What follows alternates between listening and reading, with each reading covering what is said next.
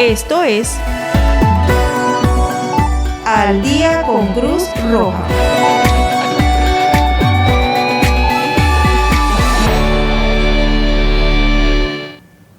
Más de Al Día con Cruz Roja, sumamente interesante, como lo estábamos conversando fuera de cámara cada semana. Bueno, en mi caso estoy aprendiendo y en el caso del doctor, bueno, él es médico, pero hay otros temas que para eso están ustedes especializados en estas áreas, por ejemplo, en traumatología.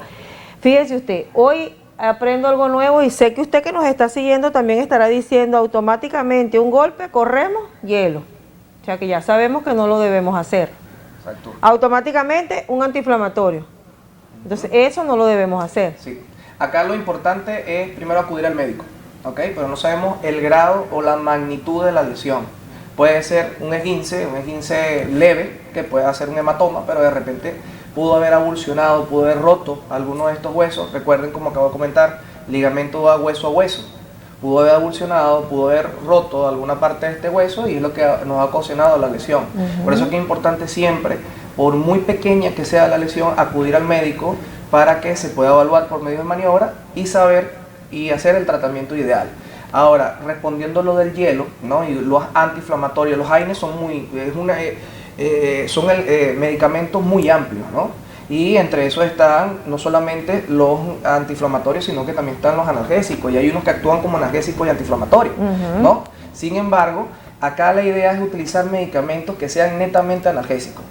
Dirán que a mí me llegan fracturas dentro del mismo hospital y yo envío paracetamol. Me dicen, pero ¿por qué me vas a enviar paracetamol si estoy inflamado? No, porque yo lo que necesito es que se alivie el dolor, más no que no te desinflame el momento, porque tu mismo organismo está tratando de reparar la lesión.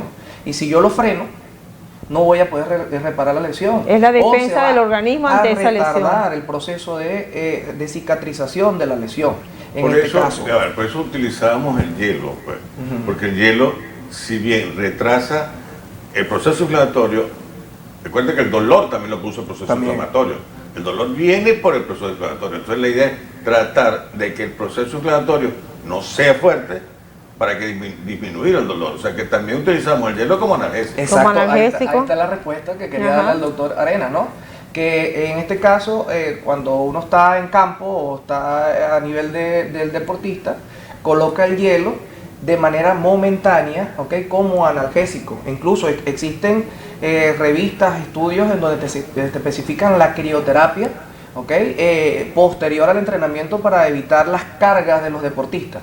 Sin embargo, en lesiones, tú colocas tu hielo momentáneamente, pero eso no va a ser el tratamiento como era antes, que yo te enviaba, por ejemplo, en el método Wright, te decía, mira, vas a elevar la pierna 40 grados y además de eso te vas a colocar hielo 20 minutos durante una hora, posterior a 20 minutos por cada hora durante 72 horas. Ya no es continuo, ¿ok? Sino solamente para aliviar esos efectos analgésicos. E incluso dentro de la rehabilitación existen 3 fases importantes, donde en la fase 1 es mejorar lo que es hinchazón, el edema, y después de esta viene en esta misma fase hacer analgesia, que es calmar el dolor. Posterior a eso, nosotros mejoramos lo que es el rango de movilidad de esa lesión, hacemos que esa persona, después que tenga una rigidez articular por el tiempo de inmovilización, empiece a movilizar esa articulación, porque donde no hay movilidad no hay vida. Entonces, si no hay vida y nosotros no empezamos a mover esa articulación, pasa algo que se llama quilosis, difícil después para la movilización del paciente. Eso, quilosis, es lo que nosotros escuchamos como callo, que se te hizo un callito, que se quedó. La quilosis es cuando se pega la articulación. Okay. El callo es un proceso que va dentro de la misma fractura, que es otro tema, ¿ok? Pero eso es un proceso normal hasta que llegue la consolidación. Eso tiene su fase. Okay. Sí, yo entiendo que la articulación, lógicamente, es la que nos permite mover. Le da la movilidad. La movilidad a diferentes huesos. A diferentes huesos. Pero, lógicamente, la anquilosis es cuando se pega. Bueno, sí, se pega, pero se endurece. Pues. La articulación no tiene la movilidad que normalmente debe tener. Pues. Entonces, nosotros decimos, está anquilosada, que no se mueve, pues. O la rodilla no la puedes mover, pues, porque se anquilosó. O sea, eso es más o menos. Ya hablaste ahorita sobre el primer grado. El primer grado. Me gustaría que hablaras un poquito sobre el segundo o el tercer grado, sí. Ok, podemos ver en la imagen de pantalla. Sí, en la pantalla sobre, Enrique, la Clasificación. diferentes grados de Vamos de esguince, nuevo. Ok, Ahí lo aquí tenemos. vemos en el esguince grado 2 hay una lesión parcial. Si pueden observar en la imagen, en la primera hay micro lesiones. Como están viendo ahí, podemos ver 3 lesiones pequeñas. Acá vamos a una ruptura que es parcial, ¿ok? Del ligamento en este caso. Bueno, en estos tipos de esguince,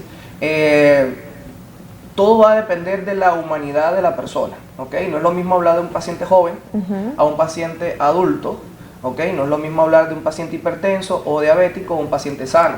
Por eso que le digo, cada personalidad de las lesiones va a depender del tratamiento. Si estamos hablando de un paciente joven, lo que es el esguince grado 1 y el esguince grado 2 se tratan de la misma forma. Sí podemos colocar la férula en el esguince grado 2, pero para mejorar el edema durante 7 días. Anteriormente dejábamos férulas durante 21 días y nos pasaba la alquilosis de la articulación, y es lo que no se quiere. En este caso uno puede colocar igualmente un vendaje funcional, colocamos analgesia y esperamos que este ligamento se mejore. Aproximadamente entre 3 a 4 semanas el ligamento debería estar ya recuperado en una persona sana. ¿Okay? Sin patología. ¿Por qué se coloca una férula y no se coloca la bota de yeso que moviliza completo el pie? Ok, el yeso tiene sus funciones al igual que la férula. ¿Ok? Muchas veces hay fracturas en la cual nosotros, o lesiones... Primero, yo pienso que debemos explicar un poquito, estaba pensando, ¿qué es una férula? Ok, una férula no es más que un componente que te ayuda a inmovilizar distinto al yeso, la cual, por decirlo de forma fácil para que el público lo pueda entender, es la mitad del yeso. ¿Ok? Igualmente te ayuda a la inmovilización, pero la diferencia con el yeso es que te permite ver las partes blandas. ¿Qué es las partes blandas? Lo que es la piel, y en este caso sería el hinchazón. En cambio, si nosotros inmovilizamos con un yeso, no vemos si ese hinchazón o ese edema aumenta dentro de la misma inmovilización y nos puede causar otras consecuencias, que sea en este caso en partes blandas. Ejemplo, si tengo un morado y este morado después se acceda y nos produce una infección de partes blandas y nosotros lo tenemos en un yeso, nos puede causar otra complicación. Ahora, si tenemos un edema, en este caso por una fractura, y es un paciente joven sin ningún tipo de comorbilidad, nosotros podemos utilizar una férula y después lo pasamos a yeso a los 7 días para poder vigilar que no se den otras complicaciones, y entre eso también está el síndrome compartimental, que es otro tipo de complicaciones. Por eso es que podemos usar, también en pacientes diabéticos no podemos colocar yeso directamente. ¿Por qué? Porque la piel de ellos, debido a la poca vascularidad, la poca sensibilidad, nos puede causar algún tipo de lesión en el pie que no lo vamos a ver aparentemente por un yeso. Entonces, ¿qué hacemos? Colocamos primero una férula, verificamos bien acolchado, verificamos que todo esté bien en las partes blandas, y posterior a esto podemos pasarle a otro tipo de yeso que sea más flexible, que sea un poco menos pesado, que no cause lesión, y así vamos vigilándolo poco a poco. Esa es la diferencia entre uno y otro. Eso va a depender de la característica del de paciente, la lesión, de la ¿no? lesión, y de la lesión y del paciente. Entonces, en el grado 2 quedamos en eso, ¿no? Podemos utilizar un vendaje funcional, va a depender de la edad del paciente. También no es lo mismo tampoco un paciente sano que sea no sea deportista, a un paciente que sea deportista. Ejemplo, en el deportista, si él se lesiona hoy, es un esguince grado 1, de una vez tengo que colocarlo con un tipo de terapia de TENS y al otro día prácticamente ponerlo a trotar. ¿Ok? ¿Por qué? Porque el tipo de dinámica del jugador no es lo mismo a una persona que viva normal en su casa, que haga sus labores diarias. ¿Ok? Aquí él siempre está en carga, está en movimiento, y si nosotros le restamos por día de no jugar, sino que directamente le colocamos una inmovilización, pierde todo el trabajo que tuvo durante la pretemporada. Por eso es que es importante que el jugador, en estos casos, si es un esguince grado 1 e incluso esguince grado 2, aunque no se crea, se trata directamente de una vez con fisioterapia. Ahí es en donde sí se puede colocar, hay colegas que colocan directamente plasma rico en plaquetas en este tipo de lesión, porque ayuda a la regeneración y ayuda a mejorar rápido esa lesión, que es lo que tú quieres para poderlo llevar al campo, sea en fútbol, sea en béisbol. ¿Cómo diagnostican ustedes, en base a las figuras que hemos visto, el tipo de lesión? Okay. O sea, ¿cómo la diagnostican? O sea, ¿por clínica? ¿O existe por rayos, o por ecosonografía? ¿O rayos X? Okay. ¿O por rayos X? Partes blandas nosotros utilizamos son la resonancia magnética nuclear. Ahí te va a decir si hay o no hay algún tipo de lesión en cuál ligamento y además de cuál ligamento, si hay a nivel del cartílago y ciertos aspectos óseos. Para los aspectos óseos nos vamos más a la tomografía, ¿ok? Partes blandas, en este caso utilizaríamos resonancia. La resonancia es costosa y hoy en día está en boga el uso de la ecografía. Es más, el estetoscopio del traumatólogo hoy en día es el ecosonograma musculoesquelético. Ese es nuestro estetoscopio. ¿Okay? Ahorita prácticamente el traumatólogo que no maneje mucho el ambiente del eco, es muy difícil porque casi todos ahorita están manejando ecosonografía musculoesquelética. Entonces ahí nosotros determinamos, pero hay algo que es muy importante que usted también me ha enseñado, doctor, que casi el 90% es clínico. El 90% es clínico. Siempre esa era una de las disyuntivas que yo tenía por otras patologías con el doctor René, ¿no? Hablando un poco, y me decía, José, siempre recuérdate que el 80-90% de los diagnósticos son clínicos. Más que la historia, más que una imagen, y eso siempre lo tengo. Y una de las enseñanzas, además de mi base, que fue la medicina dentro de la UNEF, también fue el doctor Arenas, que siempre eso era, mira, primero la clínica, después le mandamos a hacer rayos X, después le mandamos a hacer el eco y todo lo demás. Ahora, el último grado, que es el grado 3, ya ahí sí hay una ruptura parcial. Es necesario... ¿Parcial o total? Perdón, total. Disculpe, doctor. Total, ya ahí es de tipo quirúrgico. E incluso eso también va a depender de la edad del paciente, ¿verdad? Porque si a mí me llega un paciente mayor, ¿ok? Y este paciente tiene poca movilidad, uno espera ciertas semanas, se podría decir que ellos pueden recuperar aproximadamente 4, 5 e incluso hasta 6 meses ese tendón, perdón, ese ligamento, y después puede continuar con sus actividades diarias.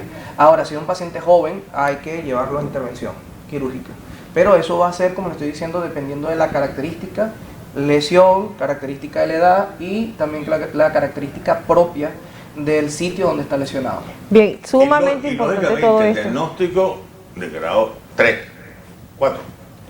3. Grado 3 es por imágenes. Sí. O sea, lógicamente, toda lesión trae cierta dificultad al movimiento del órgano, pues, de la extremidad, pero es difícil decir, no se rompió, es grado 1, es grado 2. Determinar el grado de la lesión. Difícil es entre grado 1 y grado, grado 1 y grado 2, pero ya grado 2, ya cuando ya tú lo estás viendo crónico o a grado 3, es más fácil de diagnosticar. ¿Por qué? Porque ya se vuelve crónico muchas de las veces cuando no es agudo, que fue de inmediato, sino que ese paciente de repente te llegó hoy, mira, tengo un esguince, de repente a los 2 meses se volvió a esguinzar, 3 meses posteriores se volvió a esguinzar, ya las fibras no son las mismas, esta se rompe, llega a un grado 3, tú vas a ver una inestabilidad del tobillo, tú vas a mover el tobillo y el movillo lo vas a llevar a todos los lados. Lo mismo pasa con la rodilla. Hace unos cuantos años, cuando era estudiante de medicina, unos cuantos años, después de ir algún día cuando cumplan los... yo le voy a decir cuántos años está de graduado. Yo sufrí un esguince, me enyesaron, me pusieron una bota de yeso y alguien me dijo, mira, vas a estar toda la vida sufriendo de esguince. Tuve un segundo, de allí más nunca he tenido un esguince. Sí, eso se fibrosa. Y no me molestó. O sea, yo supongo, lógicamente, no fue grado 3, posiblemente ni grado 2, posiblemente fue grado 1. Grado 1, pues, o sea, pero hubo la lesioncita allí. Hubo la lesión, me trataron con una bota de yeso, tuve 15 días con la bota, es más, normalmente uno le colocaban hasta 3 semanas, igual que una fractura. Pero estudiante, como todos nosotros, yo agarré, yo mismo me quité mi bota de yeso, como mal paciente. Me lo quité antes de los 21 días. Quinto criterio, doctor. Debemos hacer otra pausa. Esto cada vez se está poniendo más interesante y bueno, y debemos aceptar las observaciones y sugerencias y compromisos de la estación. Breve pausa.